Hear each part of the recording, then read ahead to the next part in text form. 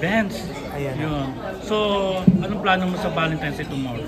Ano kasi, weekdays eh. Parang kasama ko yung manager ko. Siya yung kami-kami nila skinny. Kami yung kakain. Kain lang. Wala kang kakainin na literal? Wala. Ano ako ngayon? Ngayong Valentine's na to. Diet ka? Diet. Wala. Ano muna? Focus sa work. Ganyan? Pero dapat ba sineselebrate talaga ang Valentine's Day? Pero sa akin no, hindi naman kailangan saktong i-celebrate. Kunyari, busy ka ngayong araw. Lalo na pagka Valentine's, napakadaming tao sa mga restaurant. Pwede mo naman i-move ng kahit 2 araw. Ganun. At least, ano talaga kayo, may privacy kayo. Tsaka, ayun, baka yun yung bakanding araw niyo parehas. Pero Benz, pag ibang araw daw, ano yun eh? Kabit daw eh, na. So, ang kabit ba pwede rin sa Valentine's Day? Ay, hanggat maaari, hindi.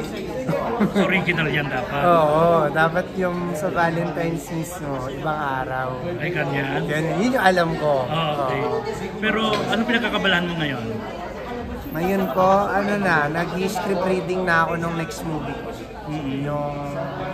Yung Totoy Mola na Kaldag King na ang title. Ang title na? Kaldag King. Kaldag King. Yun ang title. Pero Totoy Mola pa rin yung story. Malaki are, tapos may nakakatawa siya, tapos maraming girls. Isang dagdag sa Valentine's Day. Anong most memorable na Valentine's Day mo? Tsaka bakit? Most memorable. Sumalisi ka ba? Lumagari ka? Meron no akong gano'n na parang lumagari ako dati. 2 teddy bear yung binigay ko. Sa loob ng isang araw. Parang gano'n. 2 teddy bear, isa sa umaga, isa sa gabi. So may pang umaga ko, may pang gabi ha? Parang gano'n. Tagal na ho yan.